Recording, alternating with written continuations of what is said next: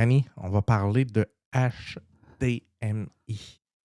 Oh! Ouais. Et Je là, connais rien là-dedans, fait que j'ai bien hâte. il y a énormément de mythes liés au HDMI. Je ne sais pas si tu as déjà entendu ce mythe-là de dans le câble à HDMI, il n'y a pas de qualité. Un câble en or et un câble cheap, ça fait la même affaire. J'ai entendu ça. Ben, je te dirais que pour moi, un câble HDMI, c'est un câble. Tu sais, je travaille dans le domaine de sécurité, là, mais les câbles HDMI, là, je connais fuck all là-dedans. Pour moi, un câble HDMI, ça fait tout la même job. C'est tout pareil. En fait, la réponse simple, c'est que c'était vrai à une certaine époque et ça l'est de moins en moins. Puis on va essayer d'explorer la notion du pourquoi c'est de moins en moins vrai, puis qu'est-ce qui a changé.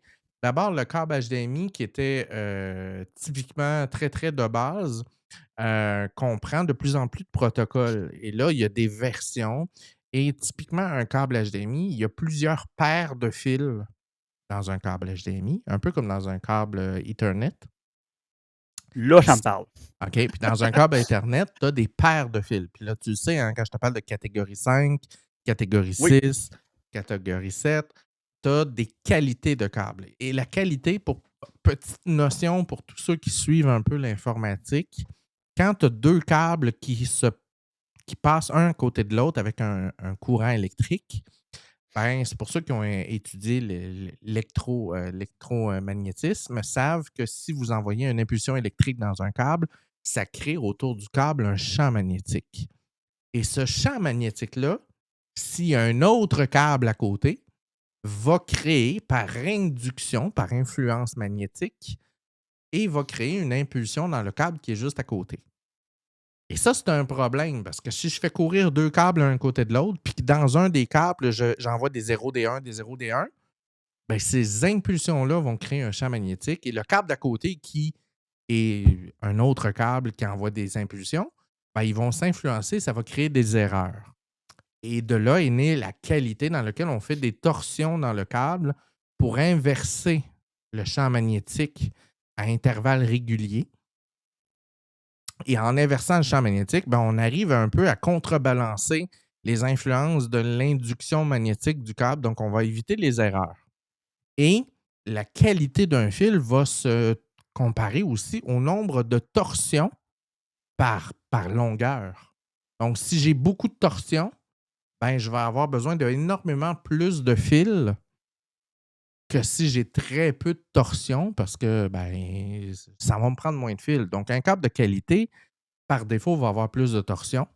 Et là, si on veut avoir un câble de très haute qualité, ben on va le shielder. Donc, on va mettre une espèce de papier d'aluminium autour de ces deux paires-là.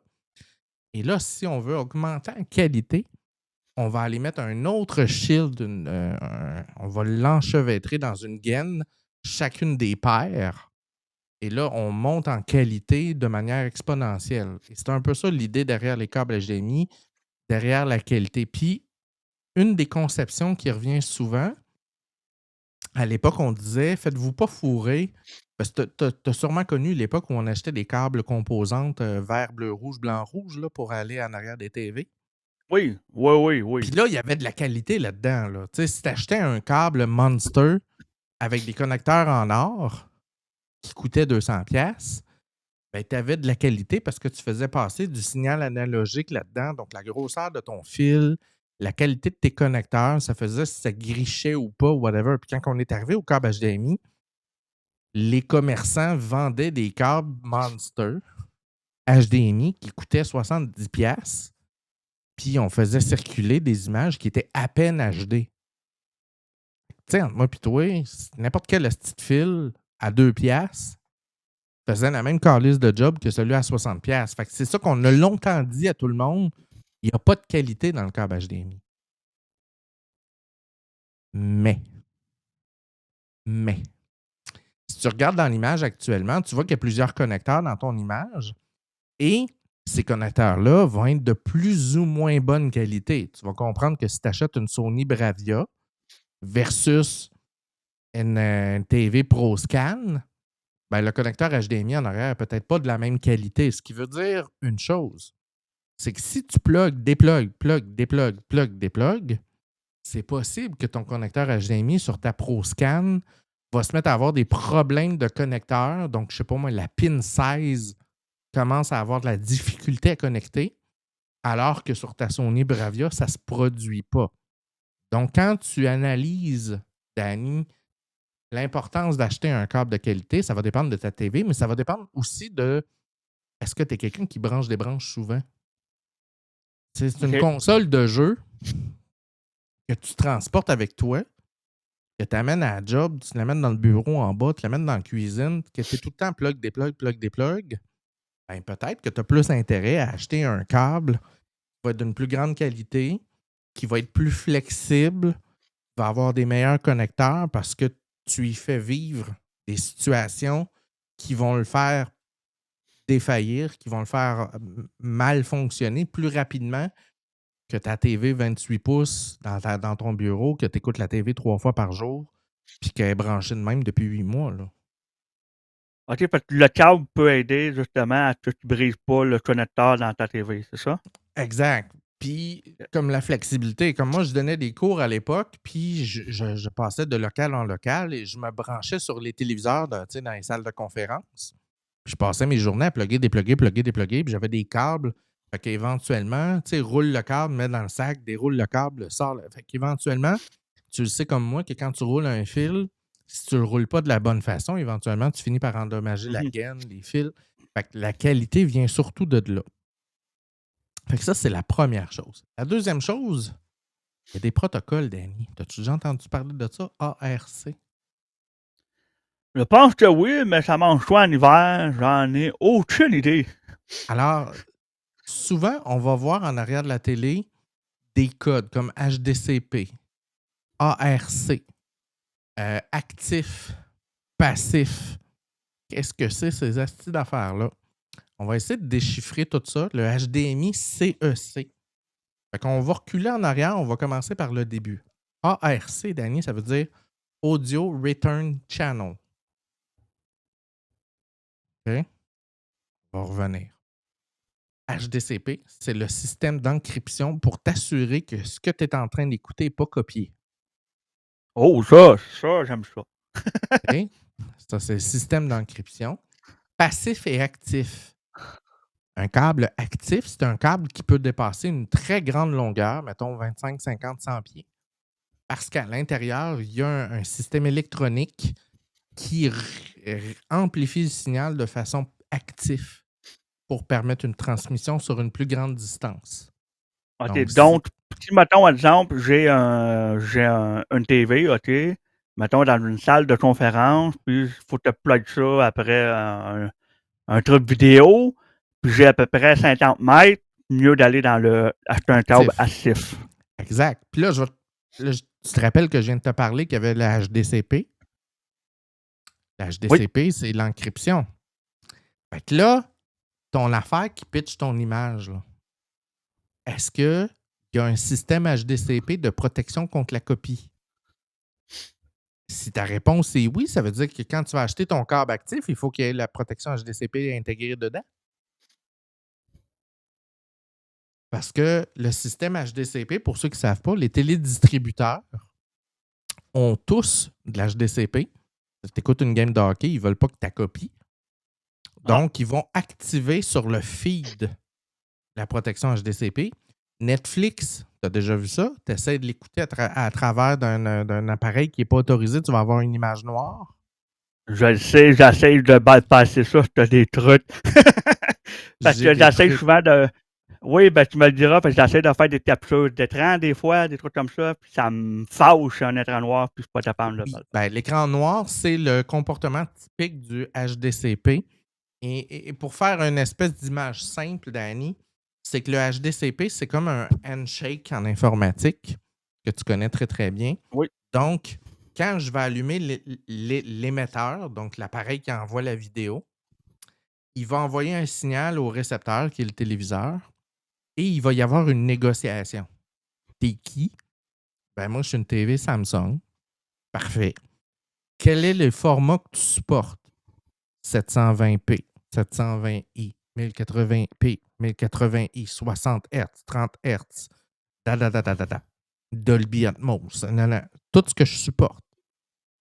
Et voici la clé d'encryption pour notre communication.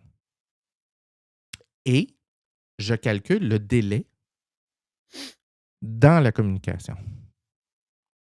Alors, qu'est-ce qui arrive, Danny, si je sors de mon émetteur, mon récepteur de TV, que je m'en vais dans un ampli pour le son, puis que je sors un autre HDMI, puis je l'envoie dans la TV. J'ai un man in the middle. Quand tu as quelque chose entre les deux, je viens de modifier le trajet que le protocole HDCP avait détecté, avait calculé. Et là, il fait comme « Oh, il y a quelqu'un qui est en train d'écouter. » Image noire. Il bloque. Image noire. Flash d'image. Problème de son. Name it. OK? Fait que là, est-ce que c'est possible de brancher un ampli entre un récepteur et la télé? La réponse est oui. Ça se peut. Mais là, la question, c'est que quand tu vas allumer ton émetteur, lui, ce qu'il fait, il fait « Salut, t'es où Samsung? » Shit, j'ai oublié d'allumer mon ampli. Fait que là, le message n'est pas rendu à la TV. La télé s'allume, la communication passe, le handshake, c'est pas bien fait. Le terminal, la télé, pense qu'il y a quelque chose entre les deux qui ne communique pas bien, donc trouble d'image. Alors, ceux qui ont ce type de branchement-là, qui n'est pas un branchement à conseiller, vous devez toujours allumer l'ampli, la bonne entrée, le middle, et ensuite, vous ouvrez votre téléviseur parce que lui, il doit être prêt à communiquer. Et en dernier, vous ouvrez votre émetteur parce que c'est lui qui est le boss. Et là, vous ouvrez votre émetteur, puis le chemin entre les deux est libre. Et là, il va se rendre au téléviseur. Le téléviseur est prêt à répondre au handshake. Et là, le protocole HDCP se calcule correctement, la clé d'encryption est échangée correctement, puis ça diminue le risque de latence, de trouble d'image. Puis si tu n'as pas d'émetteur, mettons, chez Vidéotron, ça s'appelle pas comment ça s'appelle, là, l'émetteur Tu veux chez dire, Vidéotron? il y a Helix chez Vidéotron, il y a Helico, il y a chez Bell avec... Ouais, ben c'est ça. Ben si tu n'as pas ça, mais c'est parce que, mettons comme moi, par exemple, OK, je suis avec Vigine, par exemple, puis j'ai pas d'émetteur en tant que tel, j'ai une Fire TV. Donc, toi, tu as une Puis, application directement dans la Fire TV qui se connecte à ton fournisseur, qui t'envoie l'image. exact. Est-ce que ça change quelque chose à tout ce que tu viens de dire? Oui et non. Oui, parce que la vérification du protocole HDCP ne va pas se passer de la même façon. Elle ne se passera pas par le câble HDMI. Elle va se passer entre l'application puis le système qui va générer l'image, le moteur de rendu. Il y a différents types de moteurs de rendu qui est OpenGL. Tu en as plusieurs qui vont valider la connexion. Est-ce que l'application elle est correcte? Est-ce que ton Fire TV a été jailbreak? Est-ce que, il y a plusieurs paramètres de sécurité. Comme c'est de niveau applicatif, ça peut être géré comme ça. Il n'y aura pas de protocole HDMI dans le même sens. OK. Puis en parlant de jailbreak, je ne vais pas trop parler là-dessus, là, parce que c'est un autre sujet. Mais je ne sais pas si tu as vu passer que Fire TV, justement, Amazon, ils veulent combattre les. Ils sont en train de les bloquer pour les IPTV illégales. Là. Exact. Ouais, c'est en cours. Là. Ils vont bloquer les applications à l'interne qui ne pourront plus se mettre à jour, qui vont arrêter de fonctionner, qui vont avoir des images noires et tout ça. Ouais. Fait que ça va pour le HDCP? Oui. Merveilleux. HDMI CEC, t'as-tu déjà vu ça? Celui-là, il me dit rien. La plupart des télés récentes ont cette fonction-là. Tu t'en es probablement servi sans savoir c'est quoi. Est-ce que ça t'est déjà arrivé d'écouter la télé sur HDMI 1, puis ta console de PlayStation est branchée sur HDMI 2? Tu fermes ta TV sur HDMI 1, tu es en train d'écouter ta TV. Puis 3 heures plus tard, tu te lèves, tu prends ta manette de PlayStation, tu pèses Power sur ta PlayStation, ta TV s'allume et est déjà sur HDMI 2. Ah, ben ça change seul. Oui, ben moi, j'ai une Nintendo Switch. Puis, dans le fond, je peux juste poigner ma manette, puis payer sur le home, là, sur la manette, puis là, ça La télé change s'allume seul. parce que ça en va sur la bonne input. Parce que je l'ai branché à la bonne place sans le savoir, c'est ça? C'est pas que tu l'as branché à la bonne place sans le savoir. Ça veut dire que ta TV supporte le HDMI CEC. Et là, il OK. faut savoir que chaque compagnie, Samsung, Sony, vont appeler l'option CEC de manière différente. Fait que là, si vous voulez savoir dans votre menu de télé à quel endroit se retrouve cette option-là, ben, vous tapez dans Google, je ne sais pas moi, Samsung, blablabla, HDMI CEC, puis là, ils vont te dire, ben, c'est dans le menu paramètres, avancés, images, whatever. Ils vont te dire à quel endroit cette option-là. Vous pouvez l'activer ou le désactiver. Ça peut, dans certains cas, être problématique quand vous faites affaire avec des barres de son à d'autres objets que, genre, vous allez appuyer sur le bouton Home de ta manette, la télé va se mettre sur la bonne source, mais l'ampli ne change pas de source. Puis là, tu n'as plus de son, puis là, tu n'as pas d'image parce que l'ampli n'est Ah, pas allumé, puis bon, tu peux avoir tout plein de problèmes du genre. Et dans certains cas, la meilleure solution dans ces cas-là, c'est d'aller tout simplement fermer l'option CEC dans l'appareil, soit le téléviseur, ces choses-là. Donc là, oui, vous allez être obligé de manuellement aller HDMI 1, HDMI 2, HDMI 3. Donc ça, c'est une OK. Ben, obligation. c'est bon à savoir parce que moi, je trouve en tout une fonction. Moi, j'ai pas de problème de son, là, avec ma barre de son, mais je trouve que c'est une fonction vraiment très, très pratique. Oui. Justement, là, quand tu joues sur la Play ou la Nintendo Switch, là. Tu n'as pas besoin de chercher ta fucking source. Ouais, c'est ça, exact. L'autre chose aussi, il faut savoir, Danny, là, on ne voit pas super bien le graphique, mais c'est correct, je vais en parler tantôt avec un autre graphique, c'est que les HDMI ont des générations. Tu as la version 1, la version 1.1, 1.2, la version 1.4, la version 2, la version 2.0, la version 2.1, puis là, tout dernièrement, on a la version 2.2. Et ils ne font pas tous la même chose.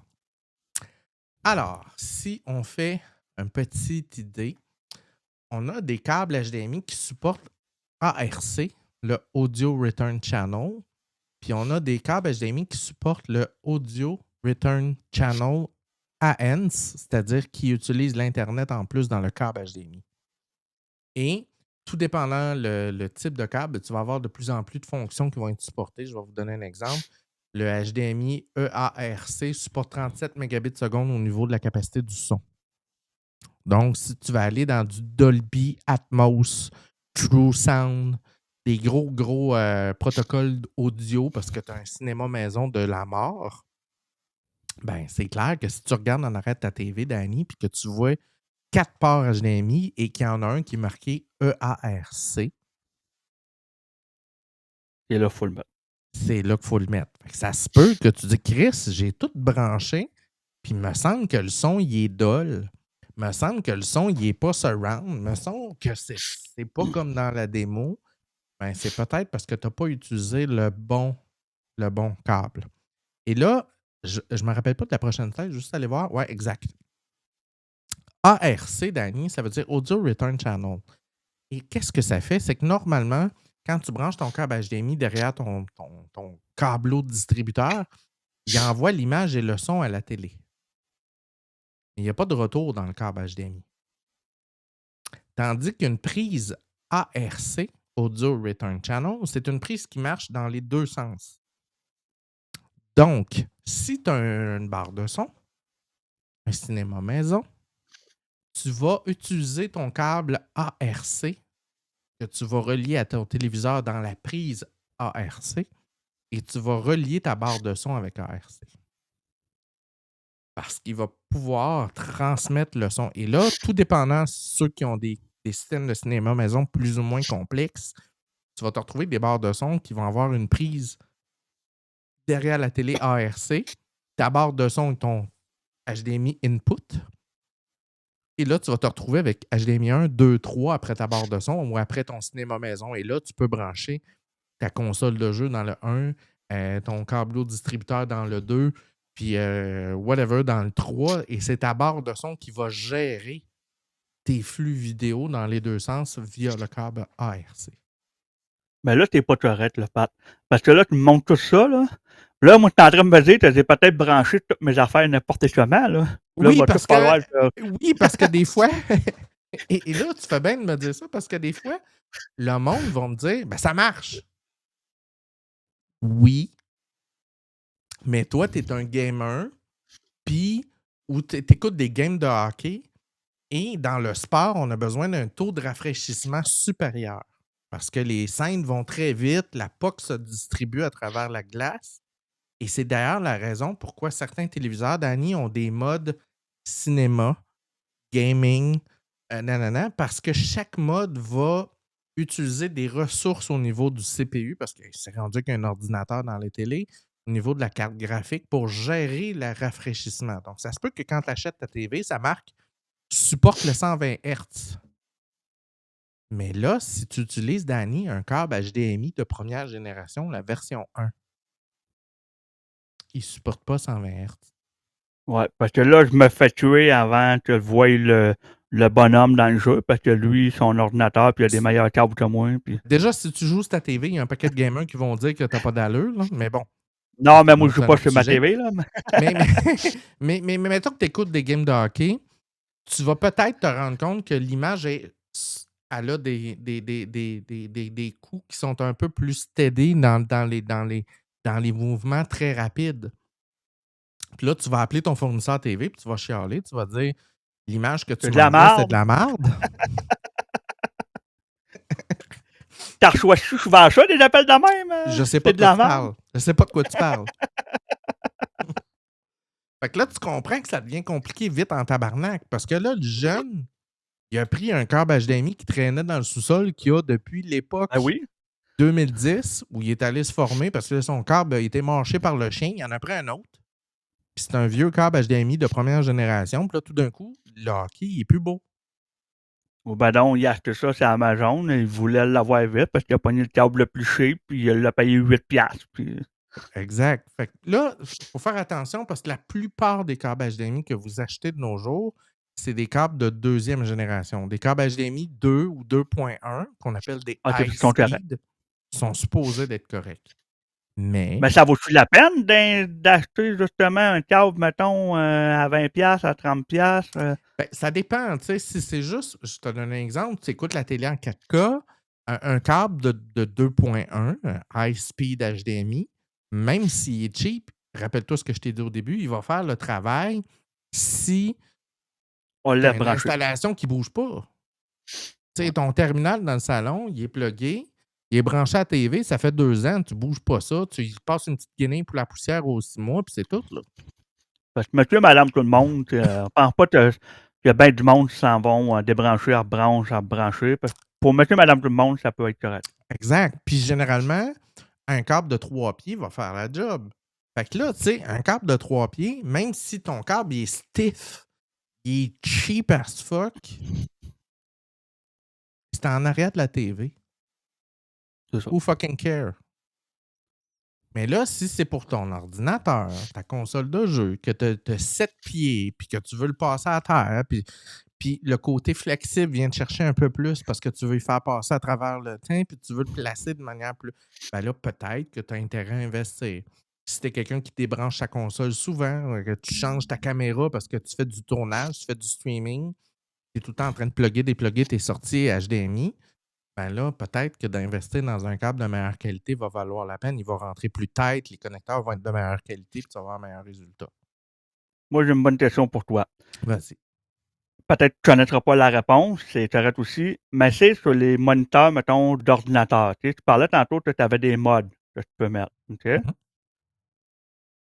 Est-ce que ça pourrait être relié au câble, mettons, que mes modes, mettons, là, je regarde vite, vite, là, mettons, mon truc, c'est, mettons, gaming ou whatever, que l'image a faute, puis là, il y a juste un mode qui fonctionne bien, puis tous les autres modes, on dirait que l'écran, elle capote bien raide. Est-ce que ça serait relié au câble? Oui, ça peut être relié au câble.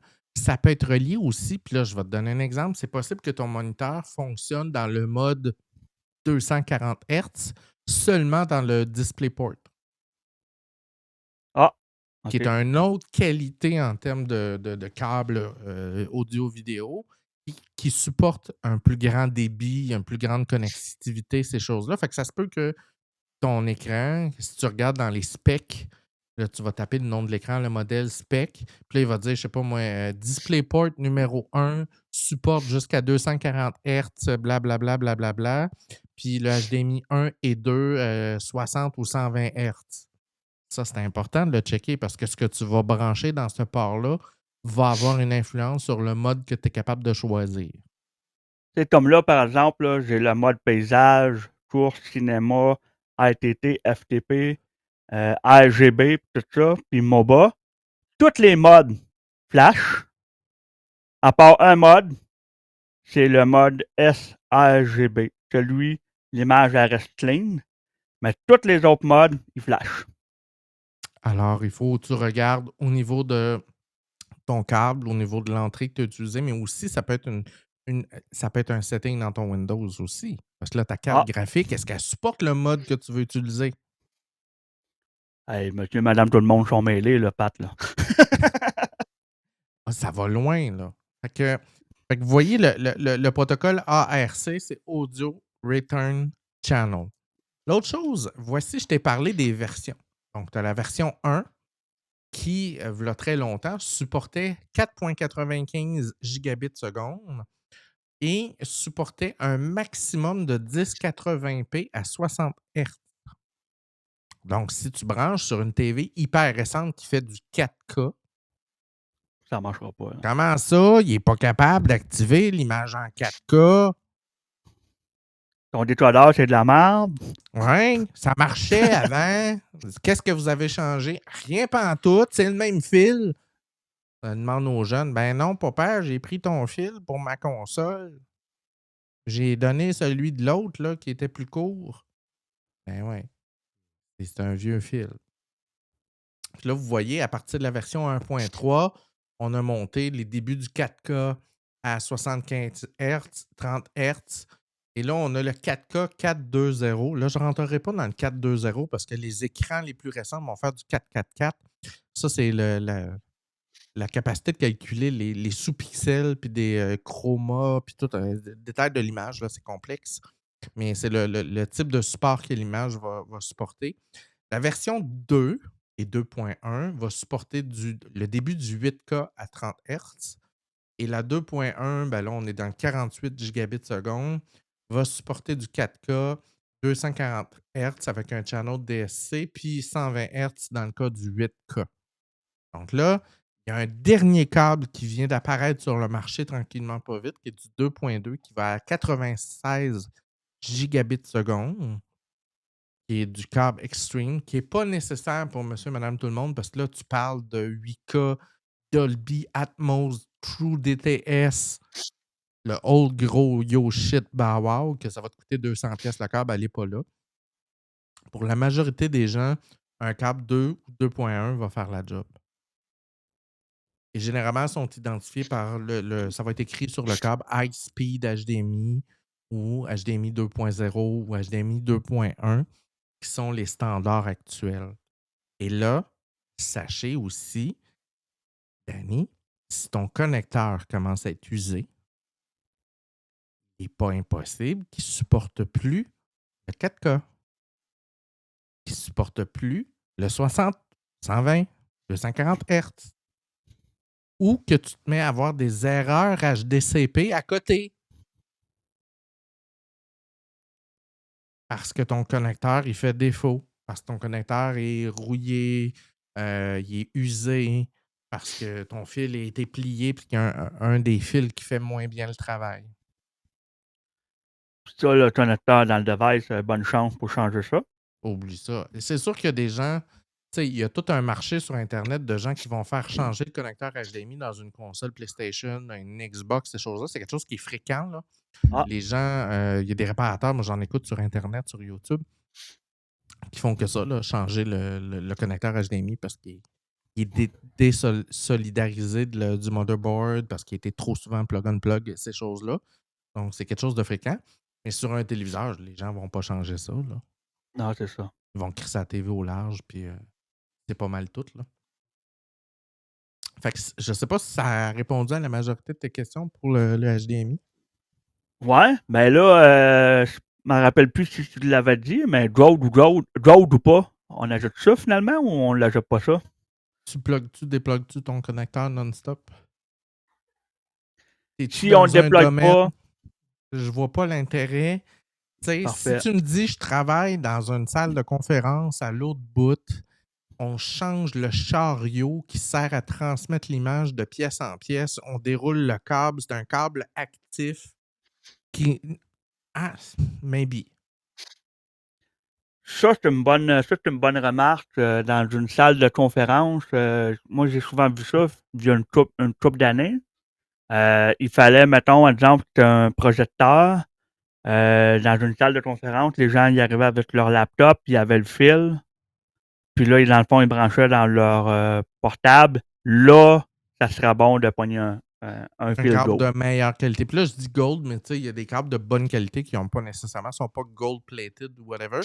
Mais tu vas t'apercevoir que la qualité du fil va faire une Mhm. différence sur les connecteurs. Mais tu sais, tu l'as vu toi aussi, quand tu achètes un câble USB-C de qualité, puis que tu le branches dans ton téléphone, c'est quoi le premier feeling que tu as? Tu fais comme, oh, ça rentre tight. Tu sais, tu le rentres dedans, puis tu fais comme, c'est le connecteur a l'air de bonne qualité. Ton fil est flexible. Tu es capable de jouer avec. Tu le sais qu'il va être braidé. Ça veut dire qu'il va avoir du tissu autour pour maintenir sa forme, ces choses-là. Fait que c'est bien gros l'utilisation que tu vas faire de ton câble. Donc, c'est comme moi qui donnais des formations. J'avais 50 pieds de câble, puis je donnais une formation le matin puis une formation le soir, des fois dans 2 salles différentes.